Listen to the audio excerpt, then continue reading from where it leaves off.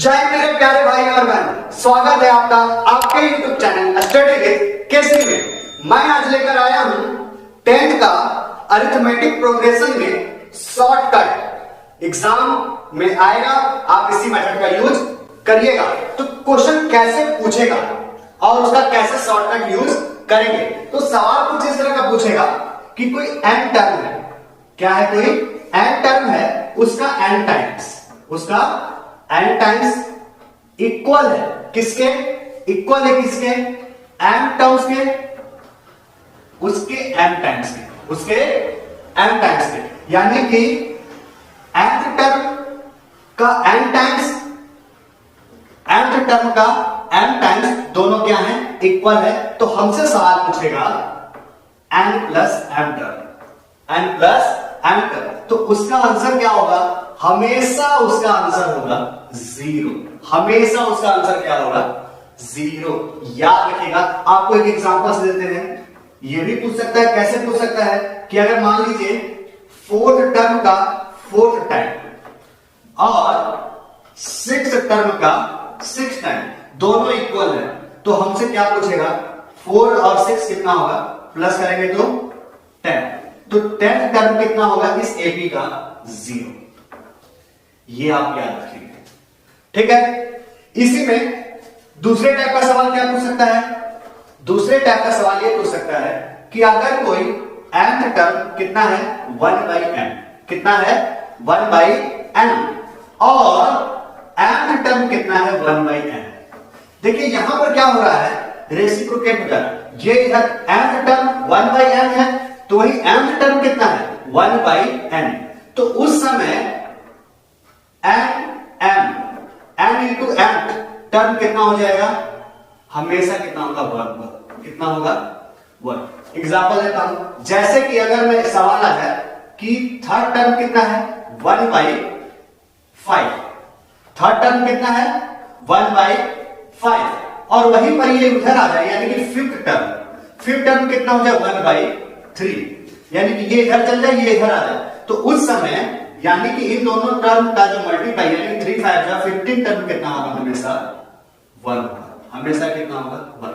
यानी कि अगर प्लस पूछेगा इस तरह में तो 0 होगा, यहां मल्टीप्लाई है इसीलिए कितना होगा, 1। तो ये दो तरह का सवाल आपसे एपी में पूछ सकता है। तो मैं अभी बताता हूं कि तीसरे किस तरह का सवाल आपसे पूछ सकता है। तो देखिए एपी में एमसीक्यू में तीसरे तरह का कैसा सवाल पूछ सकता है। तो सवाल सिंपल पूछेगा, sum of first n odd natural terms. क्या पूछेगा, सम पूछेगा, किसका सम पूछेगा, एंड ऑड नेचुरल टर्म्स का।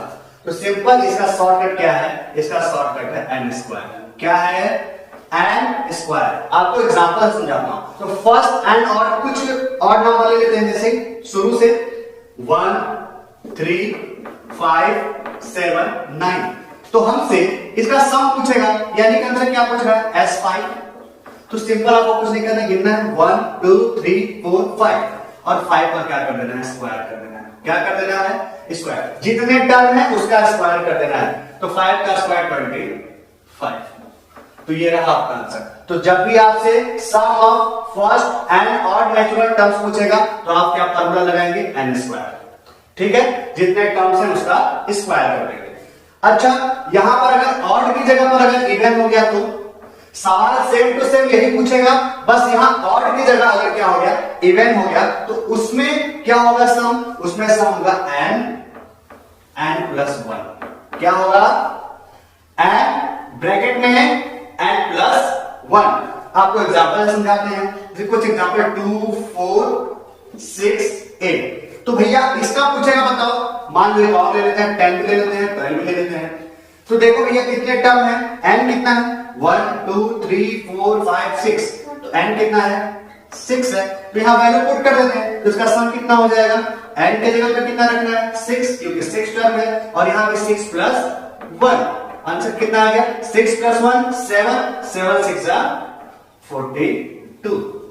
तो सिंपल है, सम पूछेगा first n odd natural number का तो n स्क्वायर, और सम पूछेगा first and even natural number का तो कितना होगा, n ब्रैकेट में n+1। तो ये रहा 4 टाइप के सवाल। अभी 5वां सवाल एपी में किस तरह से पूछेगा आइए देखते हैं। तो देखिए एपी में 5वें तरह का एमसीक्यू कैसा पूछ सकता है। तो सवाल ये पूछेगा, अगर इसे मैं नॉर्मल मेथड से करूं तो भैया बहुत ही लंबा चला जाएगा, बहुत ही लंबा चला जाएगा।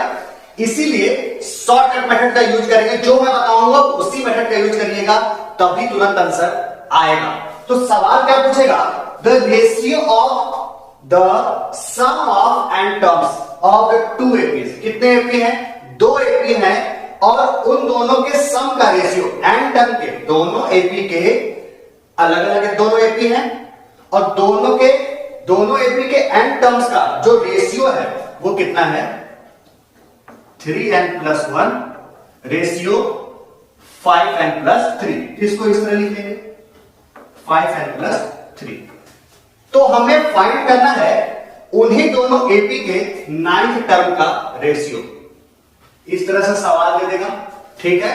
यानी कि 2 एपी हैं, दोनों के एन टर्म के सम का रेशियो कितना है, ये है, और हमसे 9 टर्म का पूछेगा। क्या पूछेगा?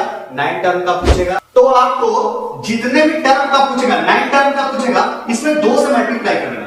क्या कर देना? 2 से मल्टीप्लाई कर देना। जितने भी टर्म का पूछेगा उसमें 2 का मल्टीप्लाई कर देना और 1 घटा देना। और क्या करना? 1 घटा देना। 9 टर्म का पूछा है तो 9 में 2 का मल्टीप्लाई करेंगे, 18 में से बन गया 17, और इसी 17 को इस n की जगह पर पुट कर देंगे और हमारा आंसर आ जाएगा विद इन सेकेंड्स में। तो भैया से पुट कर दो, 3 इंटू 17+1 और 5 इंटू फिर n की जगह पर 17+1 कितना आएगा? 17 3 जा 51, 51+1 52, और यहां 17 5 जा 85, 85+1 86। अगर इसे स्टैंडर्ड फॉर्म में चेंज करेंगे, 2 से गया 26 टाइम में, 2 से गया 43। तो आंसर कितना है? 26/43, यानी कि रेशियो आ गया 26:43।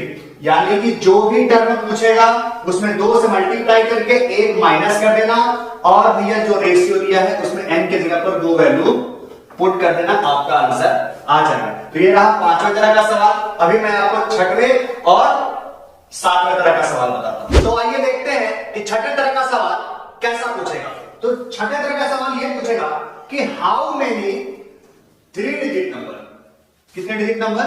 3 digit number are divisible by 7। तो भैया इस तरह का सवाल पूछेगा, नॉर्मल मेथड यूज करेंगे, लंबा चला जाएगा, शॉर्टकट मेथड यूज करिएगा।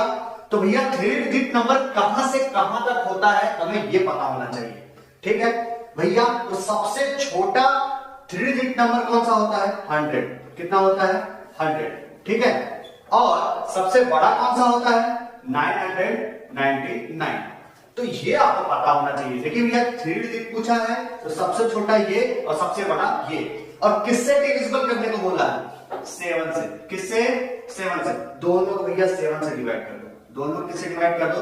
7 से। सिंपल आ जाएगा। तो भैया सबसे छोटे को 7 से डिवाइड कर देना और सबसे बड़े को भी 7 से डिवाइड कर देना। तो भैया डिवाइड करेंगे तो रिमाइंडर नहीं देखना है कि रिमाइंडर कितना बचेगा, रिमाइंडर देखना ही नहीं है। तो रिमाइंडर नहीं देखना है तो सिंपल डिवाइड करो। कितने टाइम में जाएगा ये? 1 और 3 0 14 टाइम में चला जाएगा। 14 7 जा 98। रिमाइंडर से हमें मतलब नहीं है। यहां भी डिवाइड करो तो भैया पहले 1 टाइम में जाएगा, कितना बचेगा? 2 9, फिर 4 टाइम में जाएगा, फिर कितना बचेगा? 1 9, फिर से 2 टाइम में जाएगा, ठीक है। तो इससे डिवाइड किया तो 49, इससे डिवाइड किया तो 142 आया।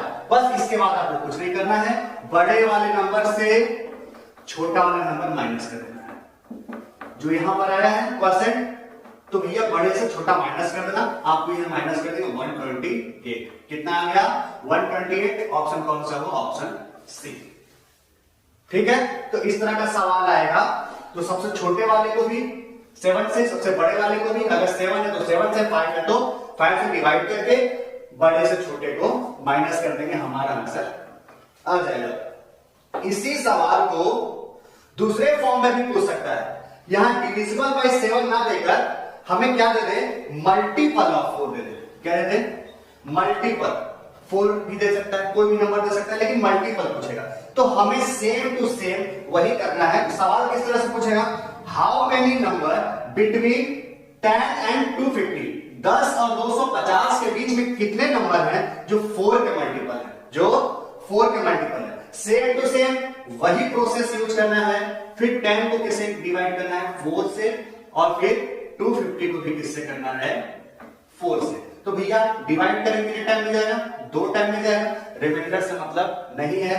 यहां भी डिवाइड कर दें तो कितना आता है, पहले 6 टाइम में जाएगा, 6 4 है 24, 1 0 बचेगा, फिर 2 टाइम में जाएगा, रिमाइंडर से मतलब नहीं है। फिर बड़े वाले नंबर से क्या करेंगे, छोटे नंबर को माइनस, आंसर कितना आ गया 60। बड़े से छोटे को माइनस कर देंगे, आंसर कितना आएगा 60। ये रहा ऑप्शन बी। तो एग्जाम में आएगा तो सेम टू सेम इसी मेथड का यूज करना है।